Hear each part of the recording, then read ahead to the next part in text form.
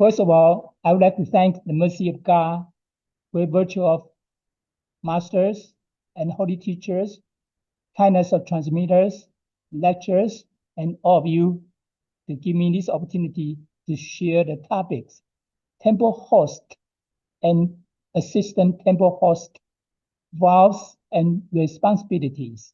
Okay, this topic is very critical. Before we make any vow, we need to know what kind of vows we make. So this one, we will talk more details. There are three types of temple host vows. The first one we call family temple host. Family temple host. Second one is public temple host. The third one is public temple assistant temple host vow. Okay, we go one by one. Buddha said the temple rules and regulation are the ladders to the heaven. So that's the way for us to go back to the absolute heaven. And vows are very important. It's a force to help us and guide us on our lifelong journey of cultivation in this Dhamma board. So we need to understand what kind of vow we make, and in order to go back where we came from originally. During the talent class in June and also the talent class in October in Taiwan, when I was there, we did confirm with our holy Qigong teacher. It's recommended and also required to finish and graduate from the first year XinMin class. Then the member can make the temple host or assistant temple host vow, include a stubborn member vow too. Okay, so usually we didn't explain clearly when people make a vow, but this time we want to make sure we do that. Okay, especially we check with our holy Qigong. We ask our holy Qigong teacher already, and holy Qigong teacher encourage us to do that. Let's explain family temple host. If we established a family temple at home, we become the family temple host. Okay? Usually we don't need to make public temple host vow separately. Okay? Unless we want to become the particular public temple hosts. For example, Happy Buddha Precious Temple, then we can make a vow with them together as a public temple host. But if we have our own family temple, we don't need to do that. We are the family temple hosts already. So that's one we did confirm with Taiwan Dao headquarters, Dao Center in headquarters. So this is very also for us to know. And how do we apply to make the above vow, all three vows? Okay. The Dao member, if we want to make a vow, or somebody convinced us to make a vow, we need to let our introducer know. Okay. Sometimes introducer is not there. We can skip it, but usually I just wrote down the step for us, give us some ideas to follow through. And introducer usually reports to the local directing lectures or temple host if there's no directing lectures locally. So local directing lectures then will report to the local directing masters. Like Ohio Master Long is in charge. So like Amy need to report to transmitter Long if someone want to make a vow. Then local directing masters need to report to the directing master in headquarters. Jin today, okay? Yeah. So we need to report to him in this case today. And directing masters in headquarters will report to the Dao Affairs Center and Senior Master Jin. So let Dao Affairs Center know, and also let our senior transmitter Jin knows. Then Tao Affairs Center to have a meeting together to correct all the information of applicants, to help to review and check. The reason we do that because we want to make sure the person who want to make a vow, like temple host vow, even vegetarian vow, we want to make sure the person can make it in a lifetime, in his or her lifetimes. Then the Tao Affairs Center will make recommendation and report to our leaders, senior master Jin, okay? If approved, then we'll inform the applicant who applied for it, and then also the local transmitters and local lectures and temple hosts. We'll explain the person. Let him or her know he and she needs to do and follow temple rules, regulations, and precepts, and what the person had to do on daily basis. Usually the temple host, family temple host, has more details, more job to do because every day when we set up a family temple at home. So here's directing master in headquarters will set up the day and manage the personnel to help to do first thing for the family temple, to set up the day for family temple for the applicants, to make the family temple host vow. Okay, this very big event. Okay. From heaven point of view, all the saints Buddha will come during the day of ceremony. Even our ancestors will come. So temple hosts usually receive 1,300 merits in this case, okay? A lot of big merit. But once we set up the vow, set up the temple, we need to fulfill our vow in order to go back to our original place, original home. Usually, the vow we are making in this lifetime, in the Dharma class or staff member class, we make a lot of vows. Those vows we made in the heaven originally. We made it before. It's not new. Okay, we didn't make the vow in the heaven. We will not make the vow in the temple today. Okay, so just for everybody to know. Okay, because there was one temple host, Lin, in Taiwan. He was ready to make one vow, very special vow.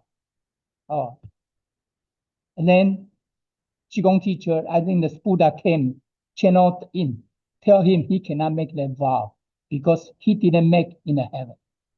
So that's interesting. We didn't know that until they told us that. Okay, yeah. The other thing is, next one is if it's not a family temple, it's just in public temple. The directing master in headquarters, Jin, will prepare for the applicant to make the vow in public temple, to arrange the personnel to do that, to make a temporary host vows or assistant host vow. We're going to explain what's the difference between temple host vow and assistant temple host vow next. What are the vows? Remember, we burn the form to report to the heaven what kind of vow we make. So what are the vows of temple host and assistant temple host? Okay. So there are 15 different components in making the vows in the forms for the temple host. 15 of them for the temple host. 14 of them for the assistant temple host. 14 of them. Okay. Exclude number 5, so we can see the difference. Okay, number 5. So assistant temple host does not have item number, components number 5. Let's go through one by one. First, those ones to respect the masters, teachers, and emphasize Tao, principle or teaching. We know the masters is not just the master we are looking today, the transmitter, all the masters before us, okay, all the patriarchs, include Qigong Buddhas, okay, emphasize the Tao teaching and principle. This also emphasize our true nature. Besides Tao, it also emphasize our Buddha nature. That's the first one.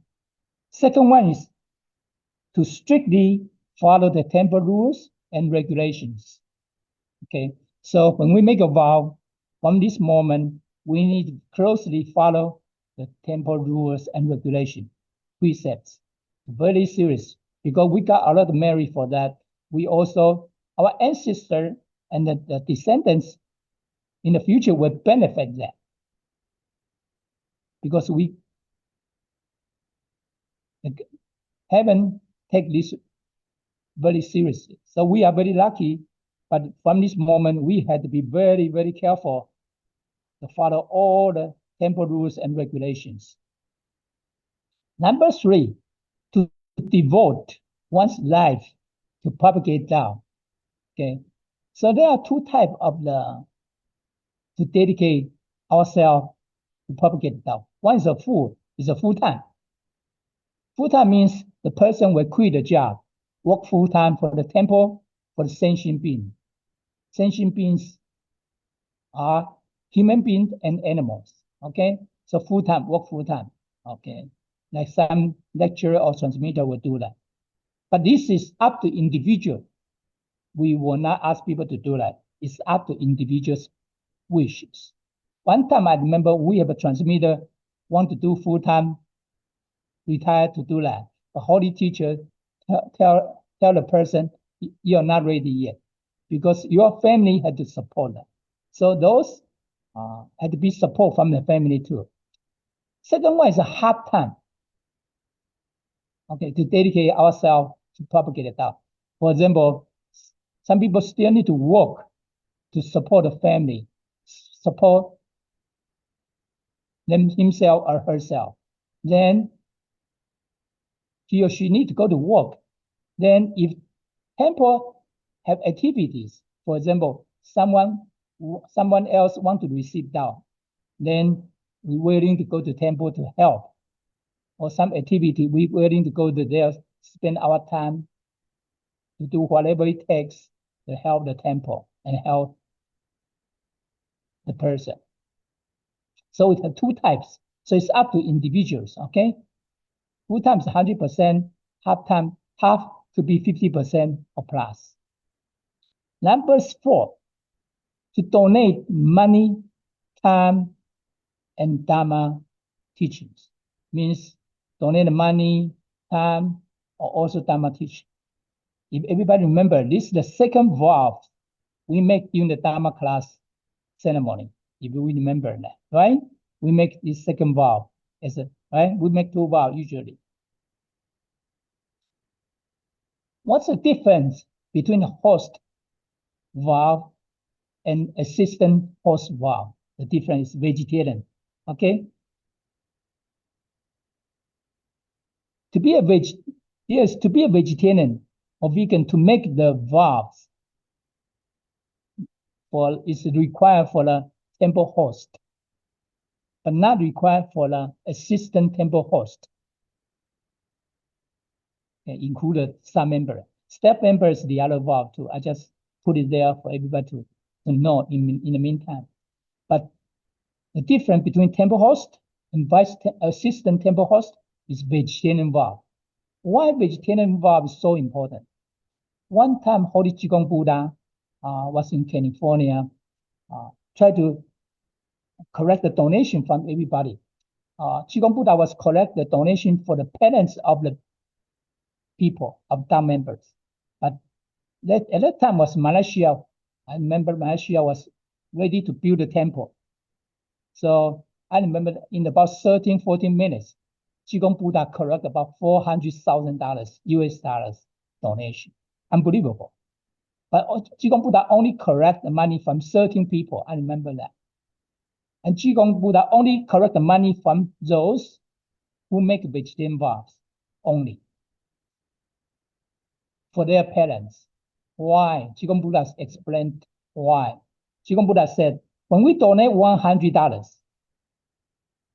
to the temple, but Qigong Buddha in heaven only receive $50 if we don't make vegetarian vows, because our creditor will take the money, 50% of money away from our donation before money get to the Qigong Buddha in heaven. So Qigong Buddha said at that time he was only allowed for the person who make a donation, who already make, those people are made all vegetarian vows, okay, for their parents, okay? So that's interesting. So we know in a lifetime, one day we haven't made a vegetarian vow, we'll learn, try to be a vegetarian first. And then maybe 1 year or 2 years later, when we can do it, then we make a vow. Because once we make a vow, we need to keep the vow for the rest of our lifetime. Okay, so that's very important. To correct one's fault, shortcoming, this is number 6, and get rid of one's temper. This is probably the most difficult one to do. When we receive Tao, we always ask questions, how do I start to cultivate? How do I cultivate? And then only in Chinese, the 6 words, 改毛病去脾气 means get rid of our shortcoming and bad temper. Those 6 words in Chinese.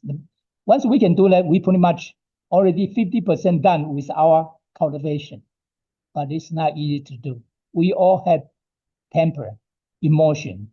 So we need to maintain our calmness, maintain our emotion every day, no matter what we face, challenges, okay, and struggles, difficulties. We need to maintain our calmness, maintain our emotion every day, okay? That's first thing we have to do as a cultivator. Number 7, to follow the 3 clear distinctions and 4 proper contacts. These are probably the most important reasons why the people have to finish the first year class, XinMin class, before they can make a vow. So when they make a vow, they need to know why. What are the 3 clear distinctions and 4 proper conducts? Okay, so that's why teacher encourage us finish the first year class before we make those vows. Number 8, to follow the predecessors.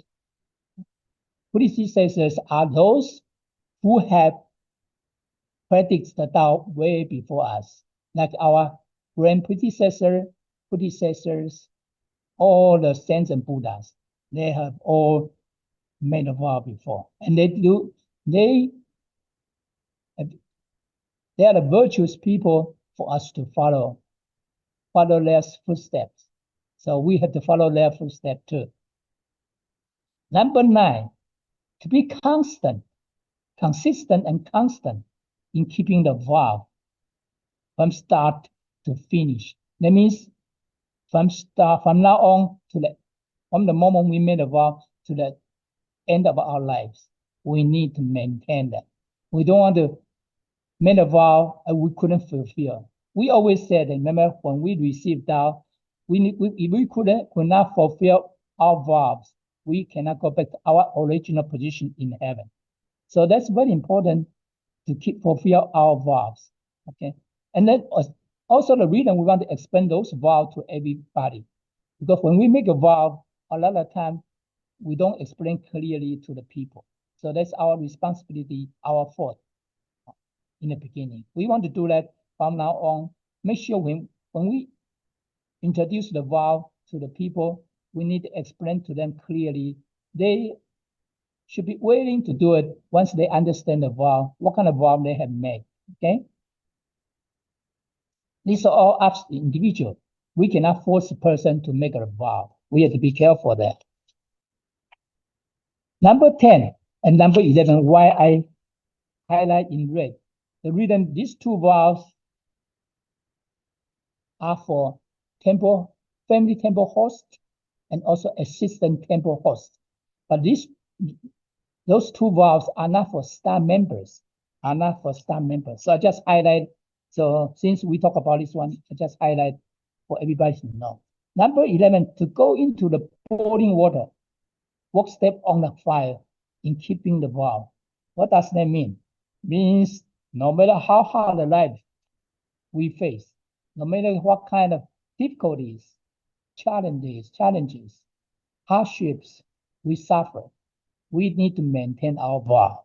We need to fulfill our vow. That's not easy, but God, Buddha are always next to us. Don't worry about that. I remember this past October 2023. I was in Taiwan, attended a TED class, and the Holy Teacher remind all of us. So have you felt? Sometimes if you face the difficulties, but at the end, everything goes smoothly, was gone. Don't you know, Holy Teacher always next to you, behind you, to help you. Do you feel? Holy Teacher asks all of us, do we feel it? He's behind all of us to resolve our problems, challenges, and difficulties all the time. Sometimes we don't feel, but he did. Okay, he said he always behind us. Okay, then we are very lucky and fortunate to the Holy Teacher behind us. We are very, very fortunate and lucky. Okay, that's one time I think the Lady Bodhisattva, Nanhai Gufu said one time. So a lot of time we facing the difficulty. So sometimes we have health issues or we have family issues. We always kneel in front of the altar to ask Holy Qigong Teacher to help. And Nanhai, Lady Buddha said, before we kneel down to ask Holy Qigong to help us, Lady Buddha said, your teacher, at that time she said, your teacher already did it.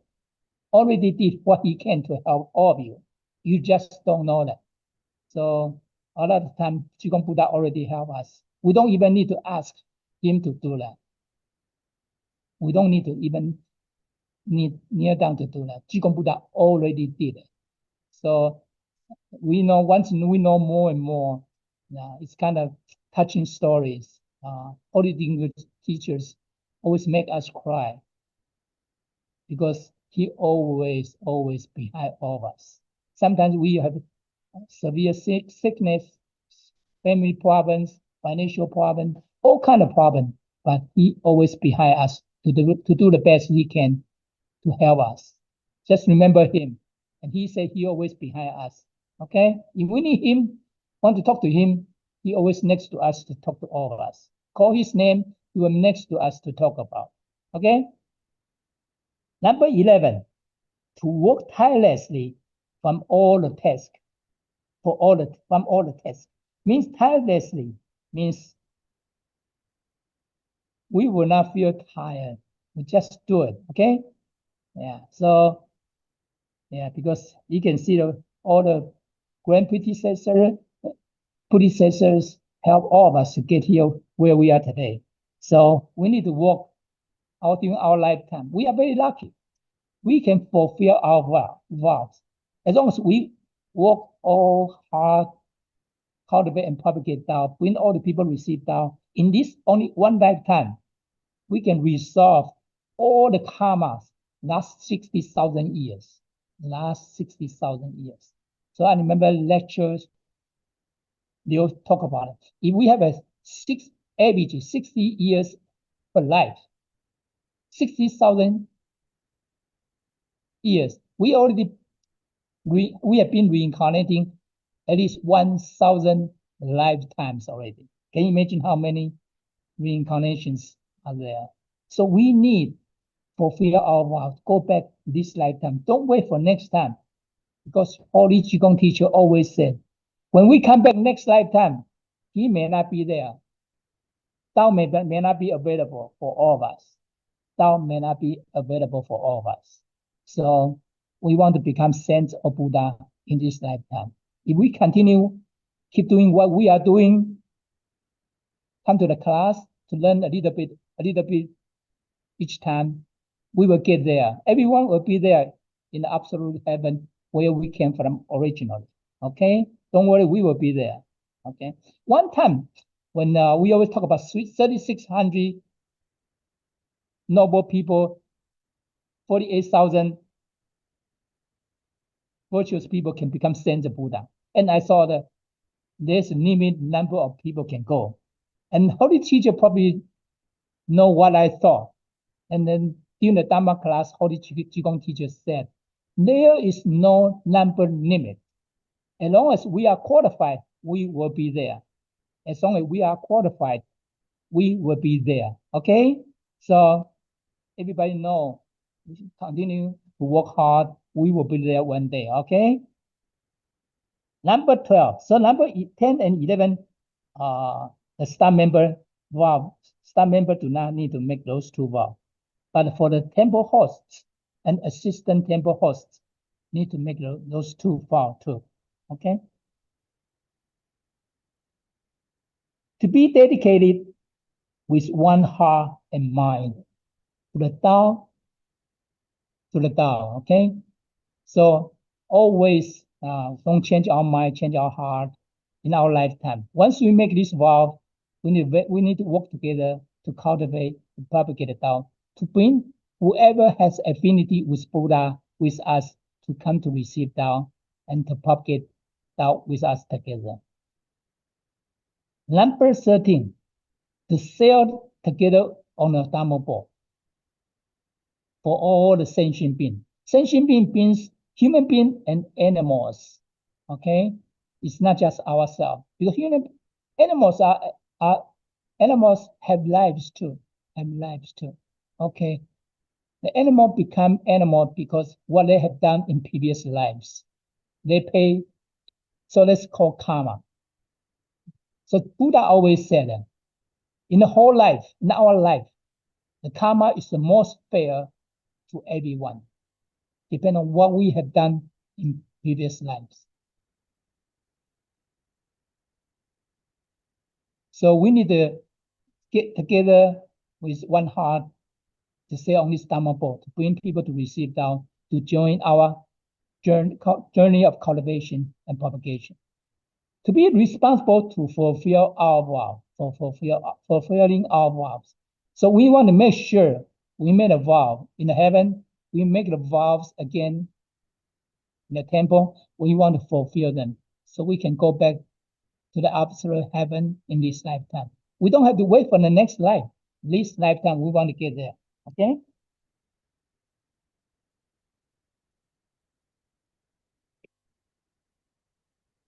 To never retreat, the last one, never retreat from our aspiration or ambition, despite numerous tests.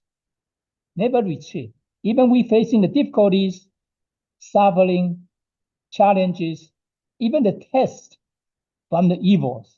A lot of people might get a test from evils. So no matter what kind of test we are going to go through, never retreat, never withdraw. Okay? Make sure we continue to cultivate. Okay, that's very important.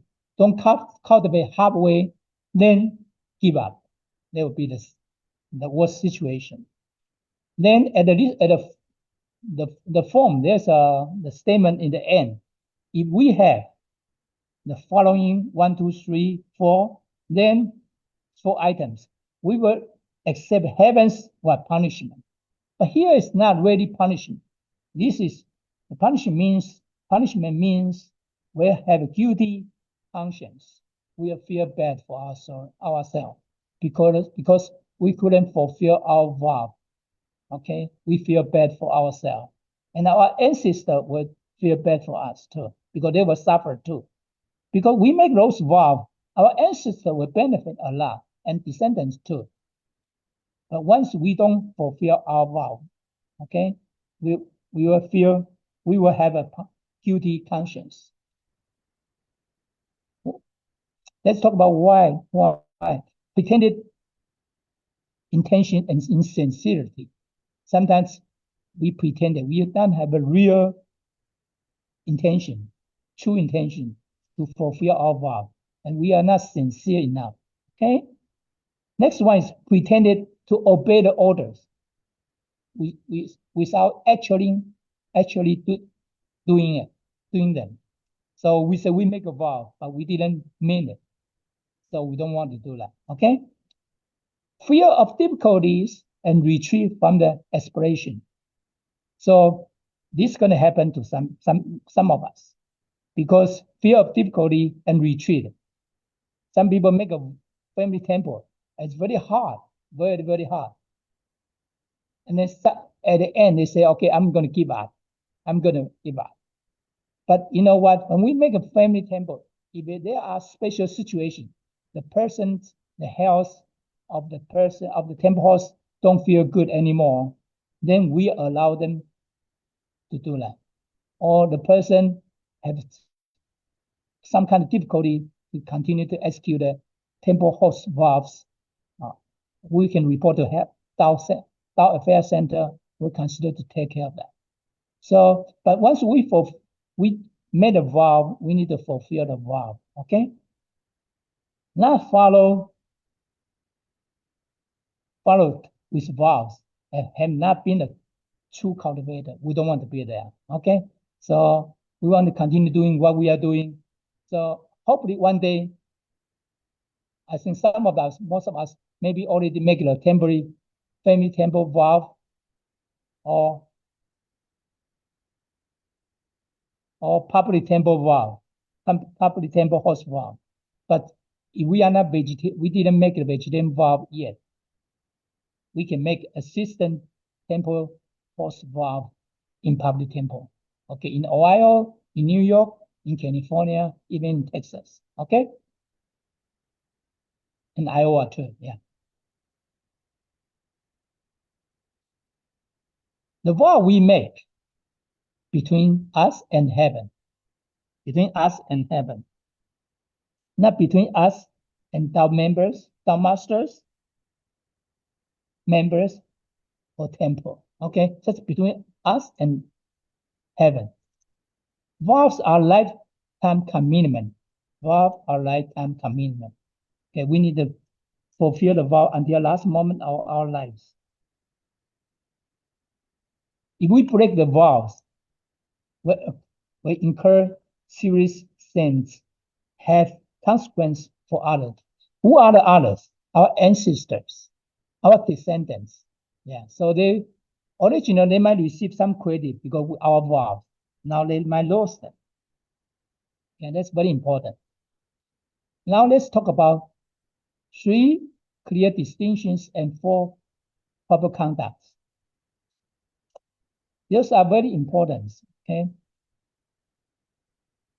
Southpaw, star of longevity, said, when we come back to the temple, the energy will be different. Every time we come back, we can feel that.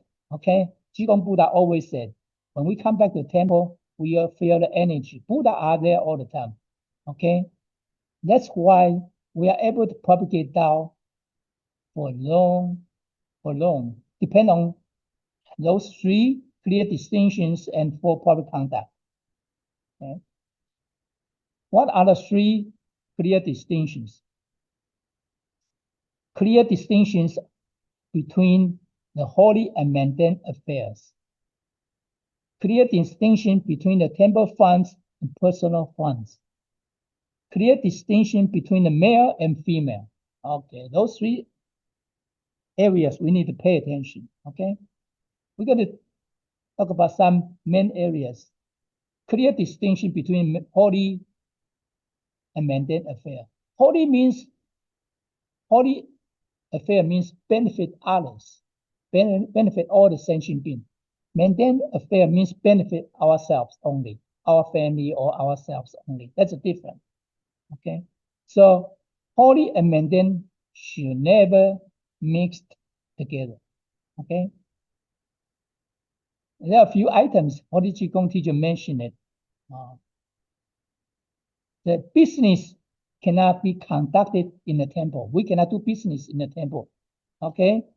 And cultivator cannot get involved in political affairs. Okay? And cannot, this is very important.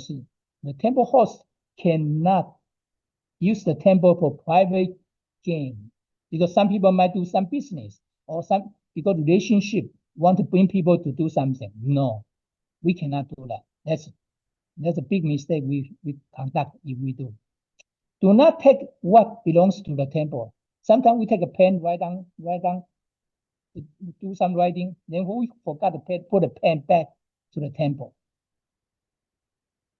We cannot accept person invite into the family with intention or benefit. We cannot do that.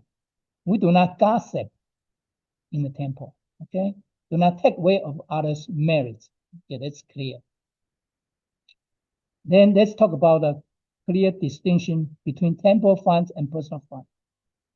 Person in charge of bookkeeping in the temple must clearly record all the transactions in terms of both income, donation coming in, and expenses. They cannot make mistake. Okay? Every entry must be recorded precisely. Sometimes they make mistake. The short of money, they always chip in the money from their own pocket. And that's important.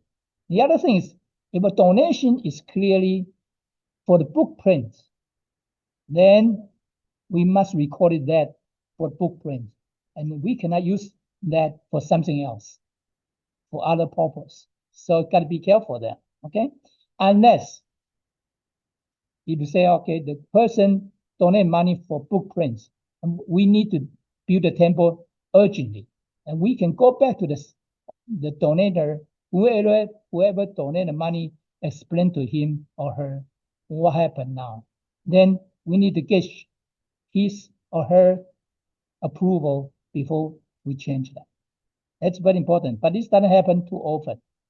If something else want to donate the money for specific purpose, we convince them to donate for another purpose to get bigger merit.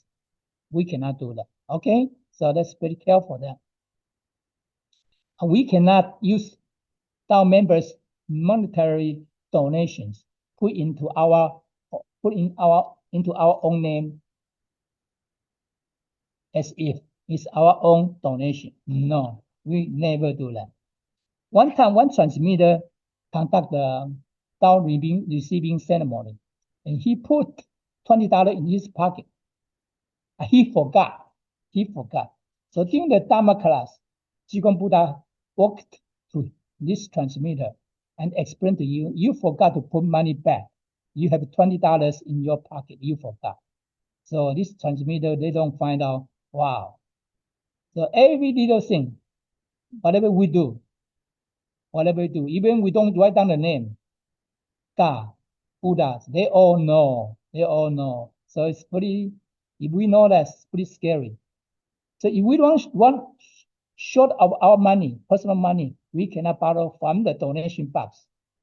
It will be a very big sin. Okay, that's no good. Okay? Next one is the clear distinction between the male and female.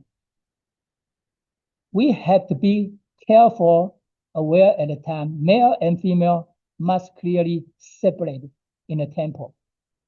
We cannot be careless or negligent to avoid suspicions from others or doubts from others. Be careful there. Male, this is just some rules Buddha put together. Male should not carelessly get into the motorcycle with a male. Okay. Here is probably we don't have that many motorcycles in Taiwan or Asia. There's a lot of motorcycles. Male do not carelessly carry on the conversation with a male in the temple. So we have to be careful, okay? Do not unthinkingly love and chat with a male or female in the temple. In the temple, we got to be careful and seriously, okay? God and saints and Buddha are all there. We cannot carelessly pat or touch one of the opposite sex in the temple. We cannot touch someone's shoulders.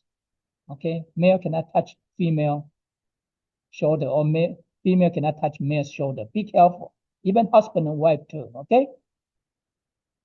Male and female should never be alone working in one room in a temple. We have to be careful. The door has always open, have to be open. Okay. Yeah. So a lot of the details are there and requirements are there.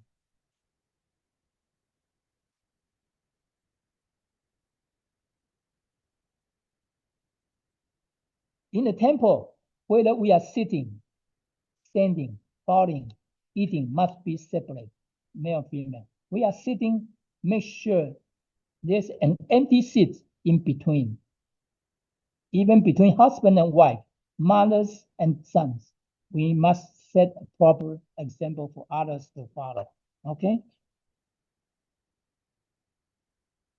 For proper conduct of body, proper conduct of heart and mind, proper conduct of speech, proper conduct of actions. So we make those vows very carefully, okay? We need to fulfill.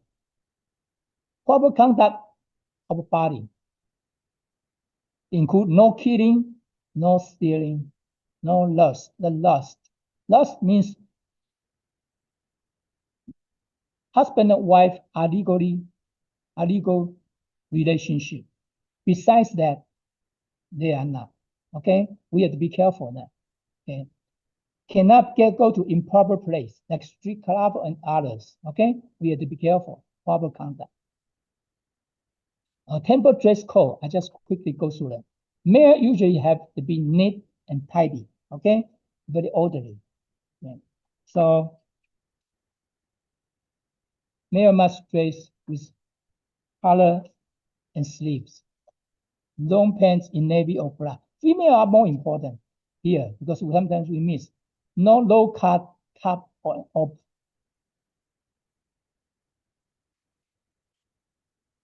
backless outdoors dresses. We have to cover the front and back. Some female, when they kneel down to bow, the back come exported. So we have to be careful. Make sure we have cover that. Skirt must be near length, long, and hair must be tied back. Okay. No shoes and sandals are allowed. Okay. The reason here is very important. We think we don't make mistake. I remember in Taiwan, there's someone built a family temples in Taiwan. We were there, and we find out one USA Dao members went to Taiwan, attend the ceremony. Then the person wear the short pants and sandals in the temple. So that's from USA. So sometimes we don't teach people that that's our fault. We need to make sure people don't do that again. Okay. And then shoes must be covered front and back, no sneakers. Okay. So a lot of time we may not know that.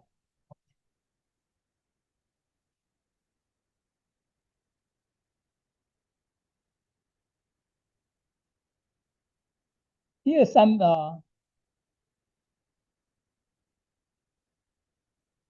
we say the no killing, no stealing. Okay, stealing very important here because a lot of time we work in a company and then we take our time to talk on the phone. This is one of the stealing. Sometimes we didn't know that. So once we make those vows, first thing we do what? Go to the Office Depot, Staples, all the stationery store, buy some stuff for ourselves. Don't follow the pen, paper, anything from the company. Okay? But a lot of little things we got to pay attention. Then forced speech. Okay. Some stuff are here. I just want to remind you, we don't want to gossip. A lot of time we gossip. That's caused we lost a lot of marriage because in a society, people like to gossip. Very important. So some stuff here for everybody to go to review them. Next one, we can no alcohol. No alcohol. The reason because alcohol sometimes let us lose ourselves. We could do something bad, especially today. If we are drunk. And then what happened? It's dangerous to ourselves, also to the people on the street. We could hit somebody and we made a serious mistake in our life. It's not worth it, okay? Number 2, proper conduct of our heart and mind. Proper conduct of our heart and mind. A person in a heart and mind is the most important, because our teacher said thought becomes our action, what becomes our habit, then what becomes our character, then what becomes our faith. So from the thoughts, from our mind, will decide our fate in our lifetime. To have a proper conduct in our heart and mind is not to have greed, anger, stubbornness. Okay, 3 poisons.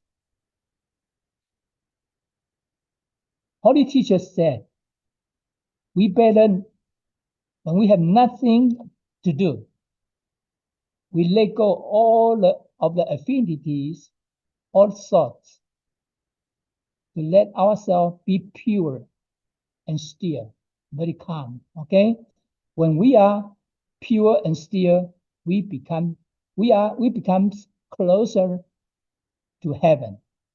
Then we are able to feel the Buddha's energy. So teacher remind us. So one time in Iowa, I remember for those Nepali and the people from Burmese, Holy teacher said they are much simple people because they are very simple, very sincere. They are closer to heaven than all of us. That's what Buddha said. Okay. Holy teacher said, sometimes we are tested by the heaven. It's good to be tested because we are qualified to be the candidates of saints and Buddha. That means we will be able to tolerate. It's heaven's way to improve us. So when we are being tested, we should be grateful that heaven is giving us the opportunity to train us, become saints and Buddha. A holy teacher said, whatever we feel is all in our mind. Whatever situation we are in, we look from a positive side, then life will be brighter, will be better. But our mood will be happier. But if we see everything from a negative side, our life will be what?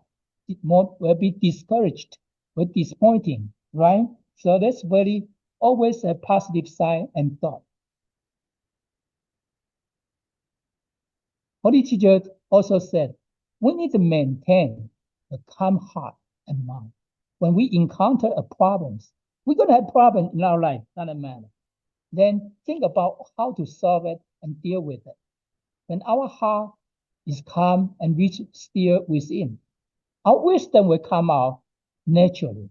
Also get a hint from the heaven. So we keep a level and calm heart. We will not feel so frustrated. That situation is not unbearable. Okay? So Holy Teacher give us a lot of wisdoms. Okay? And the proper conduct of speech. We need to make sure we speak all the good words, positive. Do not say abusive or lying or excessive and insincere praise. Okay? Holy Teacher also said that, this is shared with everybody. If we are unable to control our mouth, we will be unable to gain others' respect. If we are unable to control our temper, we will be unable to change our fate. If we are unable to control our heart and mind, we will be unable to transcend the cycle of reincarnation. We will continue to reincarnate if we couldn't control our heart and mind. We continue to birth, reincarnation of birth, death, and rebirth. Okay, so teacher give us very straightforward. Okay, so there's a lot of good information here. I would like everybody to read later on. Okay, let me make a final conclusion here. The proper conduct of actions is more important is to manifest our virtues through our actions rather than just learning, knowing about it. Okay, we need to take in action and make a conclusion. Holy teacher said, we must polish our nature to perfection. The road we can say is very far, yet is right in front of our eyes.